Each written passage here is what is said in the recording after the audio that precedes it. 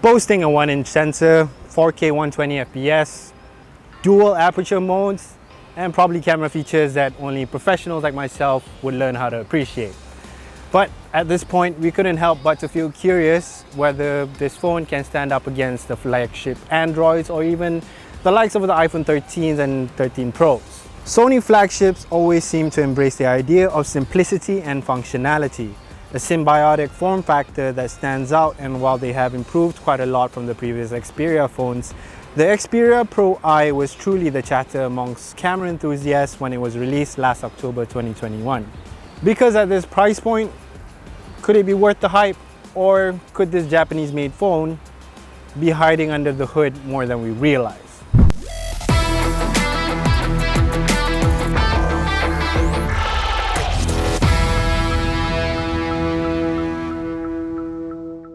If you'd ever wonder how it would feel to be taller than the rest of the class, this phone would have no issues seeing the front of it while sitting all the way at the back. If it had eyes, I mean, it kinda does in a way. At 166 by 72 millimeters in size, it surely feels like a two-handed type of phone. Unless you won't mind shifting around your grip to reach the top of the screen, the wafer-shaped aluminum side rails do help in preventing it from slipping out of your hands. While the matte paint texture on the back ensures the overall Sony trademark look, as well as hiding away most fingerprints.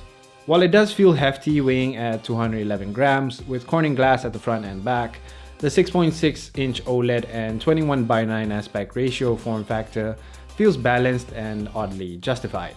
Even with a slight forehead hiding the 8-megapixel front camera on the top, it still manages to have a 82.5% screen-to-body ratio with 120Hz refresh rate, making scrolling and swiping feel blazing fast. There's also a creator mode within the image quality settings to provide a faithful reproduction of the creator's intended vision through 4K, as Sony says. Reaching up to 400 nits peak brightness, it will squint some eyes when stared at for too long, but surely not the brightest we've seen. Viewing angles are mostly consistent all throughout, with rich colors and deep blacks as you would expect out of an OLED screen. Watching movies is purely an immersive experience, as most films are made in the 21:9 aspect ratio, but regular online content on YouTube that is usually made in the regular 16:9 aspect ratio could be missing out on this phone's full screen real estate. Otherwise, the dual speakers should keep you engaged with Dolby Atmos enabled to provide a surround sound experience. Held with both hands, it sure sounds like the speakers are facing directly at you instead of the usual dual speaker constructions we've seen.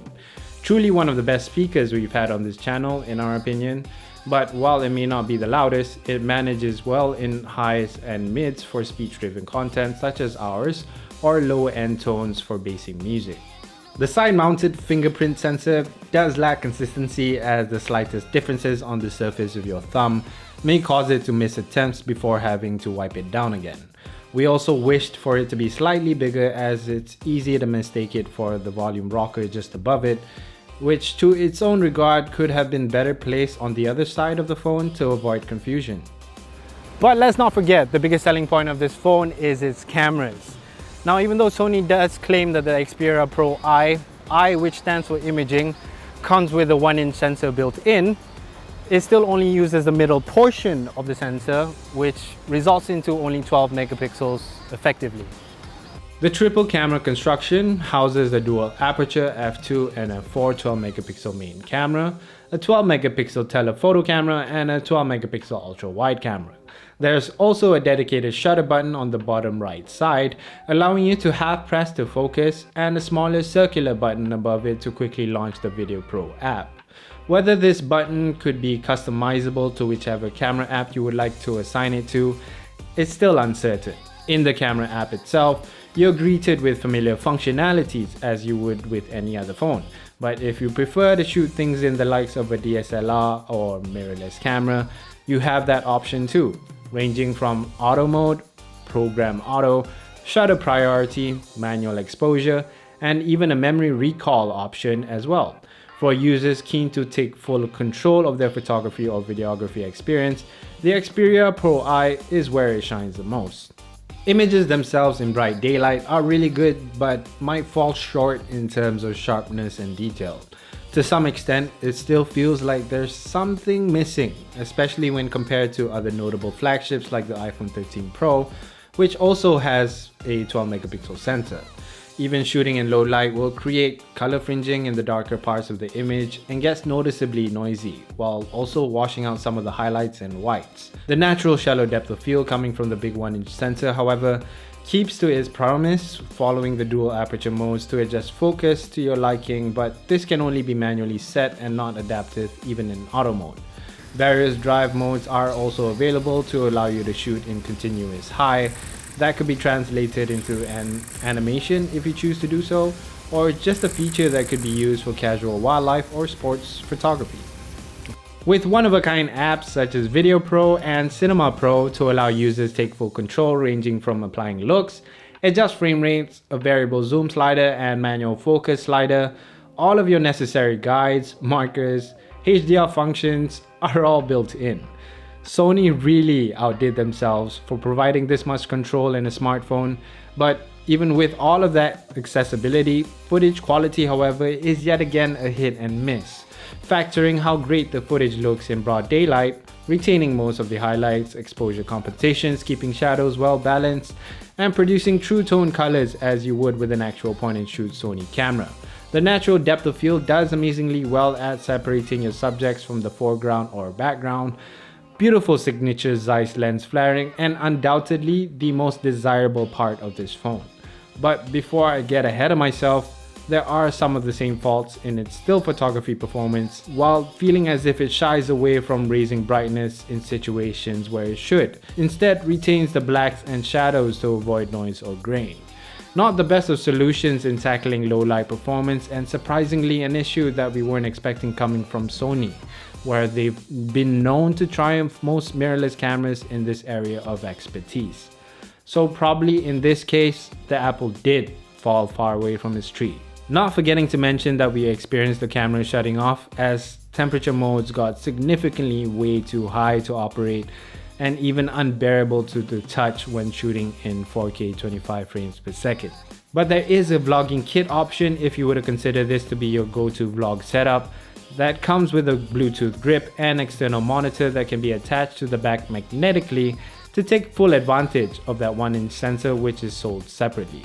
Okay, I'm really trying to wrap my mind around the price of this Sony and the price of the iPhone. Because of this being a terabyte, 1 terabyte, it costs exactly the same. But this has 500 gigs less of the iPhone, and despite it having a 1-inch sensor, 4K 120 capabilities, I'm still having a very hard time to try and differentiate the both on terms of image quality, and to be honest, I'm very confused because there are some parts where the iPhone did amazingly well and there are some parts where the Sony did well. The Sony does so much better at retaining blacks and darker tones, and the iPhone does so much better at retaining highlights and keeping the brightness level as possible in terms of an overall image. But something about video, this phone does the best, and yeah, I'm in a very weird predicament. I've already wrote a script for all this, but now I'm stuck in trying to make things to make sense, because at first I did believe like the iPhone did better, and now having spent the entire day shooting as much footage as I can and shooting as many photos as I can, I'm starting to like this Sony, and still I'm trying to justify why does it cost so much.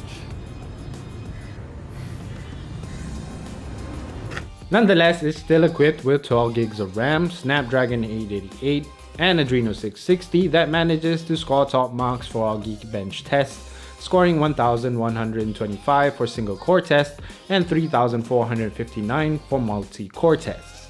So clearly it doesn't miss out on processing power with very smooth gaming experience and video captures available up to 4K 120 FPS. Battery life is decent, reaching up to a full day of use with continuous 4K shooting, social media usage, and some light gaming, which also comes with a 33-watt charger in the box that would get you up to 50% in 30 minutes. The Sony Xperia Pro-i comes as standard of Android 11 and 512 gigs of storage, priced at 7,199 ringgit or 2,299 Sing dollars. But even with all the nitpicky shortcomings we discovered and also a hefty price tag, we wouldn't want to take away from the true capabilities of these cameras, as there are truly nothing like it. Sony somehow catered to a very niche group of enthusiasts looking to have all of the necessities of a mirrorless camera and pack them into a phone. A phone to which many may not be considered as desirable given how tactile it might feel to some, yet there are a few who wish such accessibility and it's clearly built for them. Whether or not you may fall into this category, we're glad it exists in the mundane world of smartphones that gets easily saturated with very little upgrades from the versions before them to the successes thereafter. In my observation, the Sony Xperia Pro-i has a long way to go to appeal to average consumer, but never too far away from standing out from the rest of the herd while standing tall as it looks ahead.